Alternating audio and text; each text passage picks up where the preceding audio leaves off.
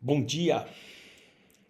Estávamos falando do jejum e dando continuidade ao estudo de escola de formação de discípulos, vamos falar do alimentando-se com a palavra. Jeremias, capítulo 15, verso 16: Achadas as tuas palavras, logo as comi.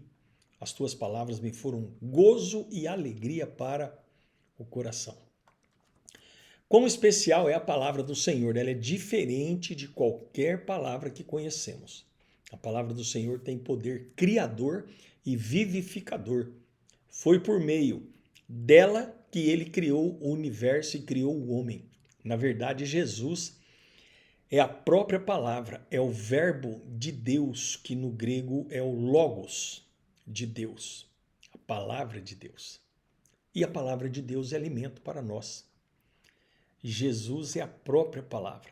A palavra, ela é fonte de vida e por meio dela crescemos no conhecimento de Deus e de nosso amado Jesus. Por isso, ela é naturalmente um ponto importantíssimo de comunhão com Ele. Devemos buscar cada dia ter o nosso coração tomado de sede e desejo pela palavra de Deus. Que elevado e atraente alvo chegar ao pleno conhecimento do Filho de Deus e da sua vontade.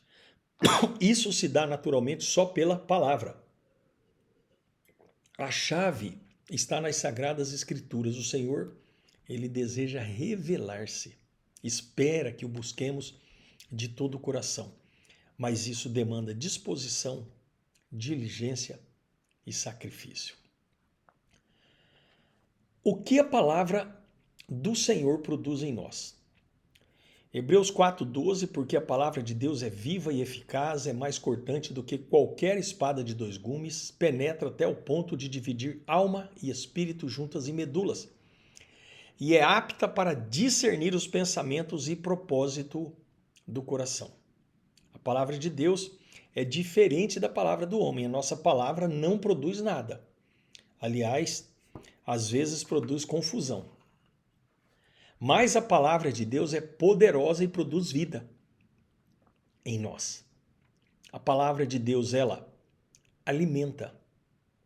Mateus 4,4, Jesus, porém, respondeu: está escrito, não só de pão viverá o homem, mas de toda a palavra que sai da boca de Deus.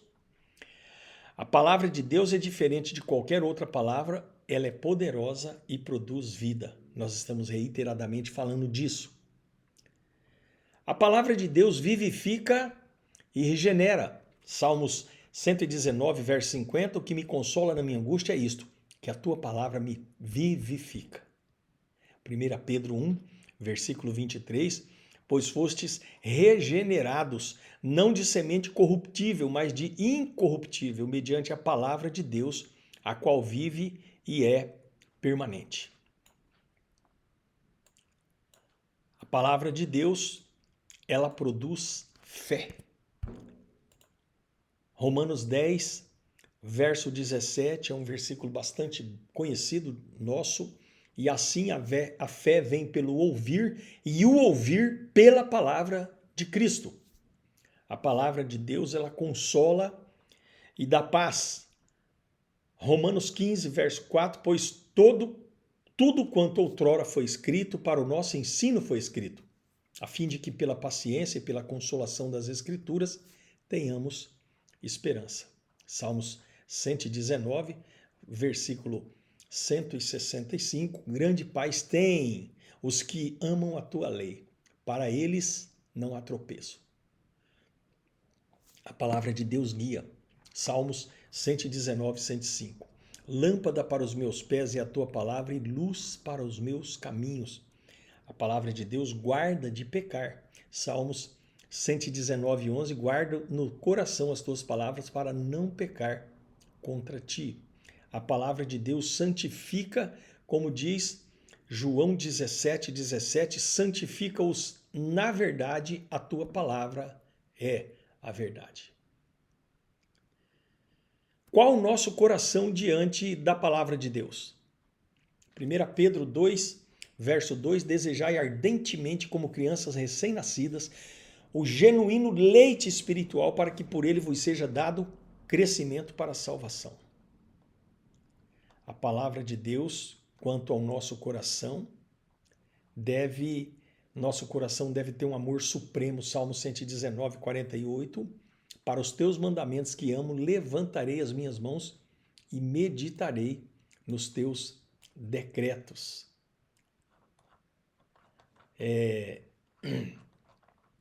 A palavra de Deus, quanto ao nosso coração, deve produzir temor. Isaías 66, versículo 2. Mas o homem para quem olharei é este, o aflito e abatido de espírito e que treme da minha palavra. Salmos 119 e 161, nós estamos vendo muito Salmo de 119 agora. Príncipes me perseguem sem causa, porém o que o meu coração teme é a tua palavra. Leitura e meditação diárias. Existe a leitura da Bíblia, que é a leitura simples. A simples leitura das Escrituras já é precioso alimento. Devemos ler a palavra diariamente, especialmente o Novo Testamento. Romanos 15, 4, 1 Timóteo 4, 13, é muito útil ter um plano de leitura diária das Escrituras. Mas, além da leitura, tem a meditação. Josué 1:8, 1 Timóteo 4:15, Salmo 1, verso 2. Meditação é a leitura pausada das Escrituras em oração, pensando nelas, buscando entendimento, buscando revelação, discernimento, iluminação do Espírito Santo. E isso precisa ser feito diariamente, ouvindo atentamente a voz do Senhor. Mais uma vez, nos socorremos por duas vezes do Salmo 119, quando diz no verso 103, quão doces são as tuas palavras ao meu paladar, mais que o mel à minha boca. E o Salmo 119, 147 e 148, antecipo-me ao alvorecer do dia e clamo na tua palavra, espero confiante. Os meus olhos antecipam-se às vigílias noturnas para que eu medite nas tuas palavras. Sendo formado pela palavra.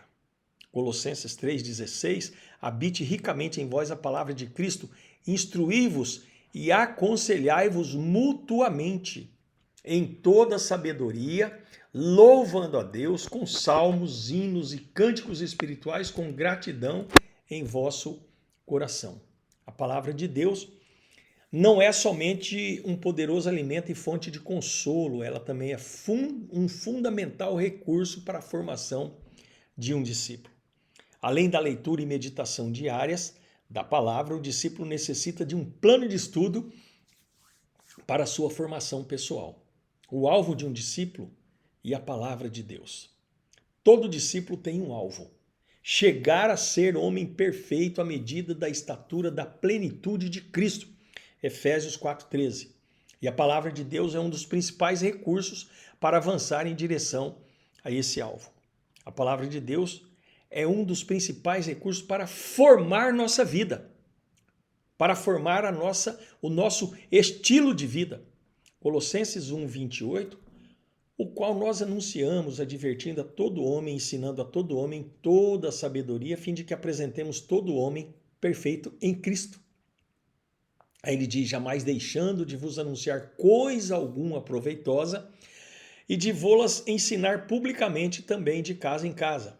E depois Atos 20, versos 20, 26 a 27, portanto eu vos protesto no dia de hoje que estou limpo do sangue de todos, porque jamais deixei de vos anunciar todo o desígnio de Deus. Paulo era tão zeloso em ensinar todo o conselho de Deus, porque essa era a forma daqueles irmãos chegarem à estatura da plenitude de Cristo.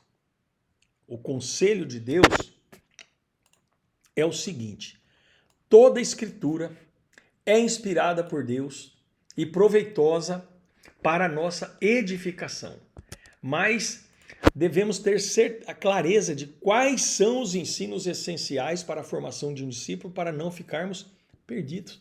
No texto de Atos 20, Paulo afirma no verso 26 e 27 que havia anunciado em 3 anos, ali no versículo 31, todo o desígnio de Deus, ou todo o conselho de Deus.